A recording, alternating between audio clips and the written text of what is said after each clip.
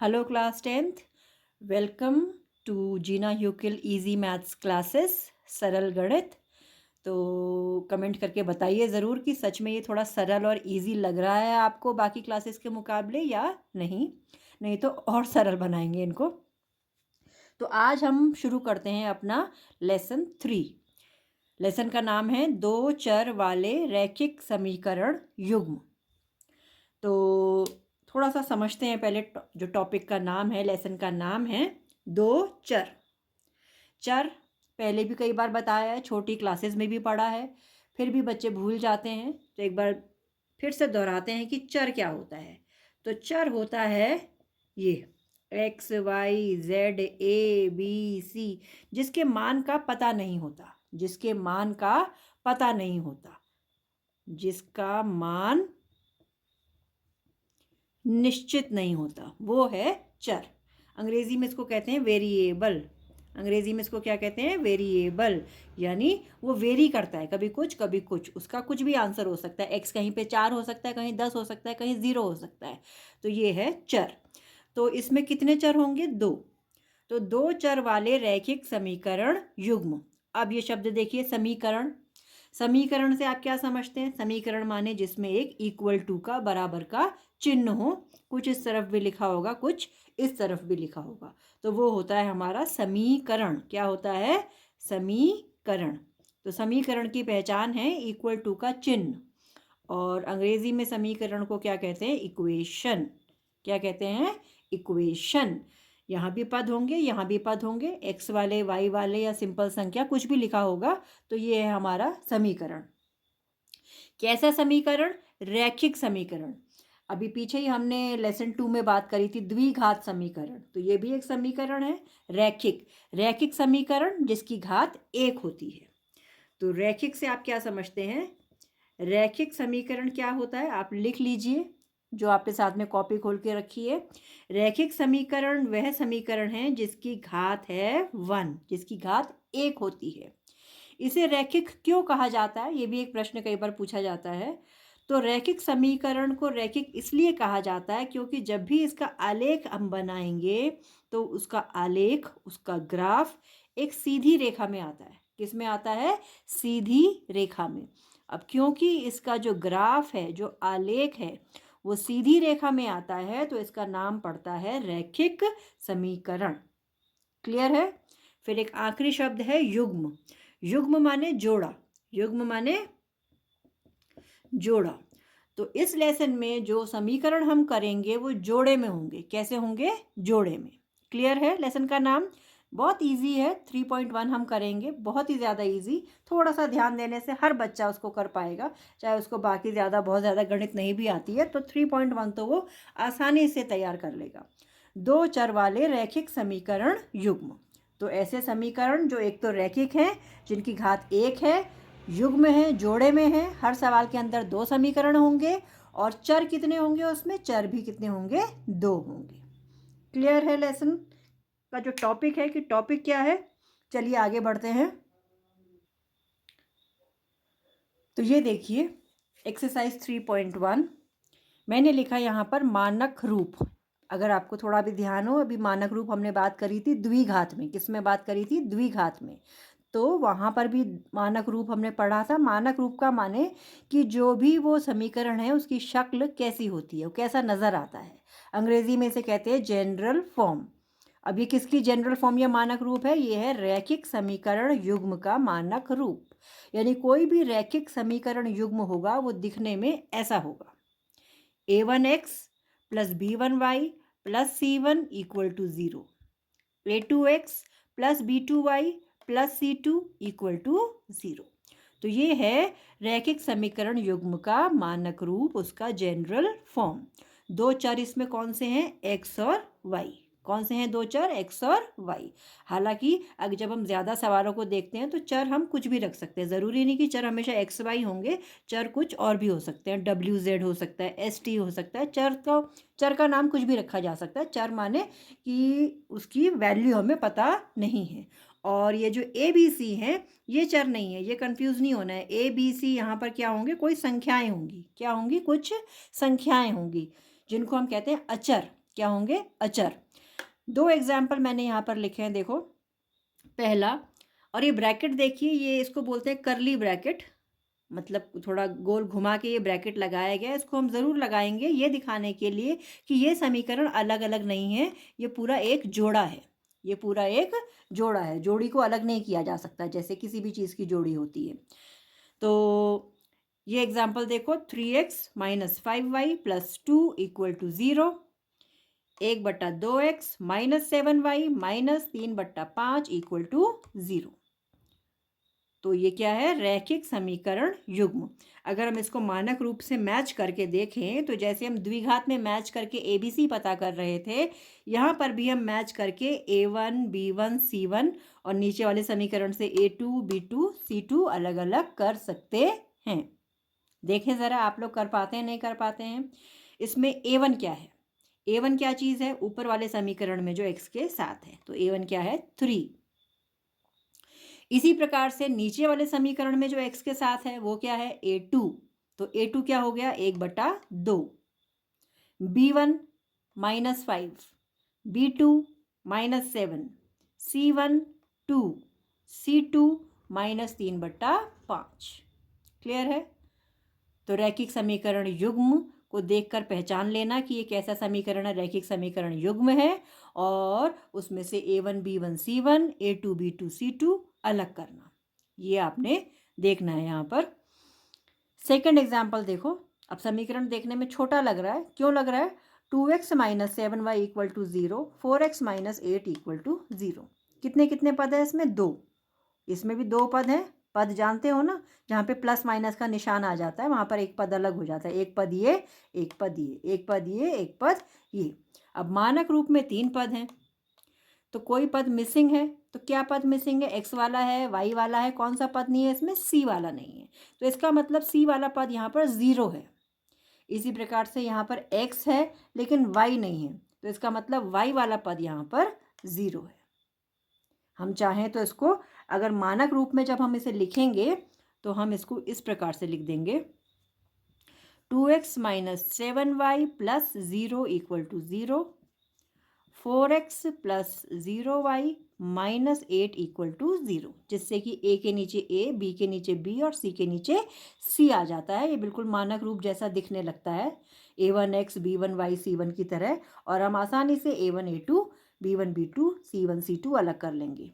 x के साथ क्या है? a, ऊपर वाला a1 2, नीचे वाला a2 4। y के साथ क्या होता है? b, ऊपर वाला b1 माइनस 7 और नीचे वाला b2 यानी क्या? 0। और एक्स वाई के बाद जो बिना एक्स वाई के होता है वो कौन सा पद होता है? c।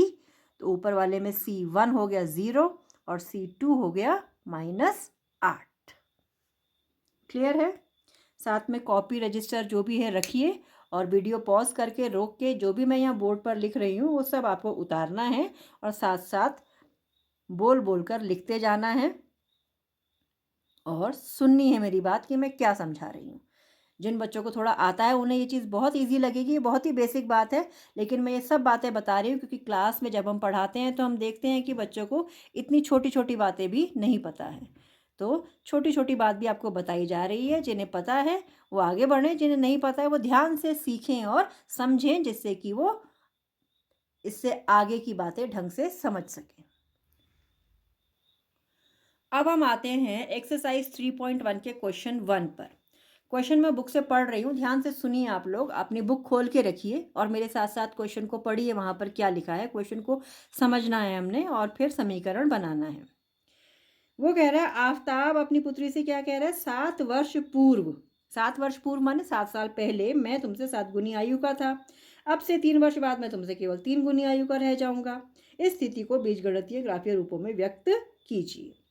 फिलहाल हम समीकरण बनाएंगे सबसे पहले। अब बहुत ज़्यादा सवाल को ध्यान मत दीजिए, सबसे पहले ये ध्यान दीजिए कि सवाल में कितने लोग हैं। तो सवाल में 2 लोग हैं, आफताब और उसकी पुत्री, और उनकी आयु की बात हो रही है। क्योंकि 2 चर का समीकरण बनेगा तो हमें ये पहले देखना है कि कौन सी 2 चीज़ों की यहाँ पर बात हो रही है। एक आफताब की आयु है और एक पुत्री की आयु है। क्लियर है? तो हम अपनी कॉपी पर लिखना शुरू करेंगे। कॉपी में लिखते वक्त आपको प्रश्न उतारने की ज़रूरत नहीं है। मैं क्लास में भी बार बार कहती हूँ, प्रश्न उतारने में अपना समय बर्बाद नहीं करना है। प्रश्न को पढ़िए, 1 बार 2 बार टुकड़ों में पढ़िए, समझिए और उसमें जो जो जानकारी हमारे काम की है वो कॉपी में हम लिखते जाएंगे और हमारा सवाल हल होते जाएगा। अब हमें ये समझ में आ गया कि इसमें 2 लोगों की आयु है, आफताब और उसकी पुत्री की। तो हम कह देते हैं माना आफताब की वर्तमान आयु, कौन सी आयु? वर्तमान आयु, ये हो गई हमारी x वर्ष। और उसी तरह से पुत्री की वर्तमान आयु को हमने मान लिया y वर्ष। 2 जनों की आयु है। अब आयु 7 साल पहले की भी है और 3 कितने साल बाद की बता रहा है वो? 3 साल बाद की भी है। तो फिलहाल जो हमने माना है वो कौन सी आयु मान ली? वर्तमान आयु। क्लियर है? वर्तमान के बारे में उसने कुछ नहीं कहा है। अब वो कह रहा है 7 वर्ष पूर्व, तो हम भी लिख लेते हैं 7 वर्ष पूर्व। अब देखिए, हमने बोला वर्तमान में आफताब की आयु x है, पुत्री की आयु y है। तो 7 वर्ष पूर्व आफताब की आयु कितनी होगी बताइए? अगर अभी आपकी आयु सपोज 14 साल है तो 7 साल पहले के लिए आप 7 माइनस करोगे, तो आफताब की 7 साल पहले की आयु हो गई x माइनस 7 और पुत्री की 7 साल पहले की आयु हो गई y माइनस 7। 7 साल पहले की बात है तो 7 साल माइनस हो गए। वर्ष वर्ष, आयु वर्षों में होती है। अब है असली चीज़ जहाँ थोड़ा सा दिमाग लगेगा।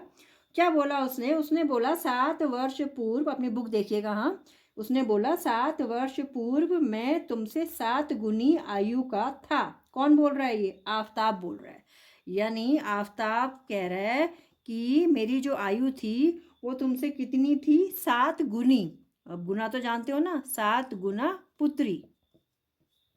और वैसे भी कॉमन सेंस है कि आफताब अपनी पुत्री से बड़ा ही होगा। तो आफताब की 7 साल पहले की आयु लिखी हमने x माइनस 7, 7 इंटू पुत्री की लिखी 7 साल पहले वाली y माइनस 7। थोड़ा सा हल किया, ब्रैकेट खोला, 7 को गुणा करो, 7y, 7 सत्ते 49 हो गया। ये थोड़ा मैं साइड में लिख रही हूँ, आप अपनी कॉपी में नीचे नीचे को लिखते जाएंगे, यहाँ थोड़ा जगह की कमी है। अब क्या है, 7y उधर जाएगा तो किस में आ जाएगा? माइनस में। पता है ना, समीकरण में कोई भी पद इधर उधर जाता है तो निशान बदलता है। तो ये 7y वहाँ जाके माइनस में आ गया और ये 49 यहाँ आके प्लस में आ जाएगा। और इधर पहले से माइनस 7 है तो 49 में से 7 निकले तो कितना हो गया? 42 इक्वल टू हो गया 0। ये स्टैंडर्ड फॉर्म में आ गया, मानक रूप में, ax by और c वाली फॉर्म में।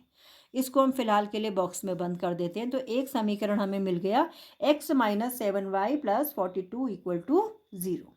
इसी तरह से हमें दूसरा समीकरण निकालना है। दोनों समीकरण मिल जाएंगे तो क्वेश्चन कंप्लीट हो जाता है। क्लियर है? तो ये हमारा एक समीकरण है, x minus 7y plus 42 equal to 0। अब दूसरे समीकरण के लिए पढ़ो। अब वो बात कर रहा है 3 वर्ष बाद, तो हमने भी अपनी कॉपी में लिख देना है 3 वर्ष बाद। अब 3 वर्ष बाद दोनों की आयु कितनी हो जाएगी? एक की हो जाएगी x प्लस 3 और एक की हो जाएगी y प्लस 3। ठीक है ना, 3 साल बढ़ जाएंगे। ये किसकी है? आफताब की। और ये किसकी है? पुत्री की। अब वो कह रहा है 3 वर्ष बाद मैं तुमसे केवल 3 गुनी आयु का रह जाऊंगा। तो 3 वर्ष बाद वो कह रहा है 3 गुनी हो जाएगा। जैसे पहले 7 गुनी थी, तो फिर से वही चीज़, x plus 3 is equal to 3 गुना y प्लस 3। इसको भी थोड़ा सा हल कर लेते हैं। 3 को अंदर डालो, गुणा करो, 3y, 3 तिया 9, इधर लाओ पदों को, निशान बदलेगा, 3y यहाँ आ जाएगा, x माइनस 3y, 9 यहाँ आ जाएगा माइनस में, यहाँ पे 3 पहले से है, 3 माइनस 9 कितना हो गया आपका? माइनस 6। तो ये आपका दूसरा समीकरण हो गया। तो लास्ट में हम आंसर के लिए दोनों समीकरण एक साथ युग्म की तरह, जोड़े की तरह लिख देंगे।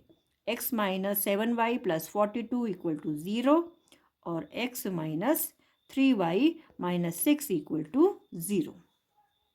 और इसको मानक रूप से मिलाते हुए, हालांकि उसने बोला नहीं है कि मानक रूप से मिला के आप A1 B1 निकालो, लेकिन आप निकालिए जिससे कि आपको आगे के लिए प्रैक्टिस हो जाएगी। अगर वैसे नहीं कर पा रहे, पहले मानक रूप लिख लीजिए। मेरे पास जगह कम है तो मैं मानक रूप नहीं लिख रही हूँ, मैं सीधा A1 A2 लिखूंगी। एक A1 एक A2, एक B1 एक B2, एक C1 और एक C2। अब A1 क्या है बताइए, देखिए तो ज़रा ध्यान से। A कहाँ होता है? X के साथ। A कहाँ होता है? X के साथ। तो A1 भी 1 है और A2 भी 1 है। B1 आपका कितना है? जो Y के साथ होता है, ऊपर 1 वाला नीचे 2 वाला। तो B1 हो गया -7 और B2 हो गया -3। C1 हो गया आपका 42 और C2 हो गया -6। तो इसके साथ हमारा क्वेश्चन कंप्लीट हो जाता है। हमने समीकरण बना लिया, समीकरण युग्म लास्ट में लिख दिया अच्छे से, और A1 B1 C1 A2 B2 C2 भी अलग करके दिखा दिए। क्लियर है? हालांकि वो ग्राफ बनाने को भी कह रहा है, लेकिन ग्राफ हम फिर देखेंगे कैसे बनते हैं। हालांकि अब कोर्स से थोड़ा ग्राफ कम कर दिया गया है क्योंकि निर्देशांक भी 9 में कम हो गई है। तो फिलहाल आप इतना क्लियर कीजिए। क्लियर है आपको बिल्कुल अच्छे से? बहुत ही इजी है, बहुत ही इजी है। थोड़ा सा ध्यान देंगे तो आप इसको अच्छे से कर सकते हैं। कई बार 2 या 3 में तो नहीं, लेकिन हाँ 2 नंबर में सवाल ये पूछा जाता है। तो ये 2 नंबर हर बच्चा जो क्लास में अपने आप को सबसे कम पे भी पा रहा है तो वो भी ये 2 नंबर ले सकता है। लेकिन अब थोड़ा तो पढ़ना पड़ेगा, थोड़ा तो ध्यान देना पड़ेगा। ठीक है, अब आते हैं क्वेश्चन 2 पर। बुक साथ में रखिए, मैं पढ़ रही हूँ, आप भी बुक से पढ़िए साथ साथ और सुनिए, मेरी आवाज़ भी सुनिए। क्रिकेट टीम के कोच ने 3900 रुपये, 3900 रुपये में 3 बल्ले 6 गेंद, और बाद में क्या कह रहा है वो, 3 गेंद, 1 बल्ला 3 गेंद। तो एक बल्ला है और एक गेंद है। कौन सी 2 चीज़ें हैं? एक बल्ला और एक गेंद। तो आप अपनी कॉपी में लिख सकते हैं कि माना एक बल्ले की कीमत बराबर X रुपया।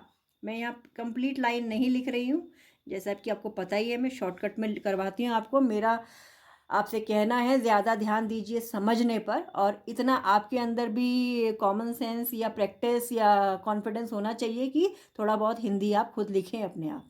अब केवल जब हम फेयर कॉपी में एग्जाम में लिखेंगे, हम बल्ला तो नहीं लिखेंगे, एक हिंदी की लाइन हमें लिखनी पड़ेगी। एक बल्ले की कीमत क्या लिखेंगे? माना एक बल्ले की कीमत बराबर X रुपया, X रुपया। और एक गेंद की कीमत को आप मान लीजिए कितना? Y रुपया। रफ में आप ज़रूर ऐसे लिख सकते हैं, लेकिन फेयर में आपको कंप्लीट लाइन लिखनी है। माना एक बल्ले की कीमत बराबर X रुपया, माना एक गेंद की कीमत बराबर Y रुपया। अब हम लिखेंगे प्रश्न के अनुसार, कि प्रश्न में जो हमें दिया हुआ है कि इतनी बॉल, इतने बल्ले इतने रुपए के हैं, उसके हिसाब से पहली बार में उसने दिया है 3 बल्ले। तो 3 बल्ले का मतलब हुआ 3x।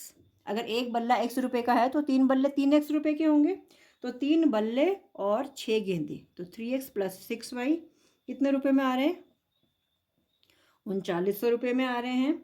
और बाद में फिर वो कह रहा है एक बल्ला और 3 गेंद। तो एक बल्ला माने 1x, आप 1 लिख भी सकते हैं और केवल x भी लिख सकते हैं। एक बल्ला और 3 गेंद, ये कितने में आ रहे हैं? 1300 में आ रहे हैं। तो ये आपका उत्तर है। और इसमें से भी आप easily A1 A2 B1 B2 C1 C2 अलग कर सकते हैं। क्लियर है? पहले वाले समीकरण में आप चाहें तो उसको थोड़ा सा हल कर सकते हैं, क्योंकि पहला समीकरण आप देखिए कि 3 से पूरा का पूरा भाग हो रहा है हर पद। तो ये 3 एकम 3 पे गया, ये 3 दूनी पे गया, और ये आपका गया 13 पे। तो दोनों पद एक से ही हो जा रहे हैं। नहीं, थोड़ा सा अंतर है, ये 2y है और ये 3y है।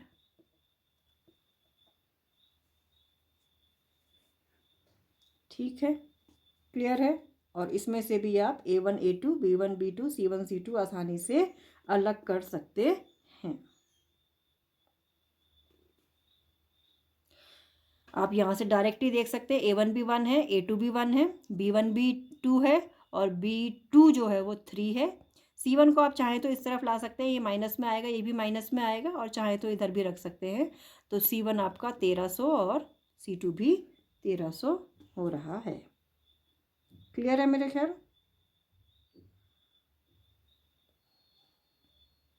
तो चलते हैं अगले क्वेश्चन की तरफ। अगला क्वेश्चन तो वैसे मुझे लगता है कि आप लोग खुद ही कर लेंगे। उसमें है ही क्या, उसमें है अंगूर और सेब। जैसे यहाँ बल्ला और गेंद था, तो वहाँ पे आप मान लीजिए, माना 1 किलो सेब की कीमत x रुपया है, माना 1 किलो अंगूर की कीमत y रुपया है। फिर से वही चीज़ है, प्रश्न के अनुसार सेब कितने हैं, 2 किलो, तो आपका 2x हो जाएगा। अंगूर कितना है, 1, तो 1y हो जाएगा। कितना पैसा हो गया, 160, तो बराबर 160। क्वेश्चन 3, सिर्फ समीकरण लिख देती हूँ मैं। सेब को मैं x मान रही हूँ, सेब की कीमत को x मान रही हूँ, ठीक है।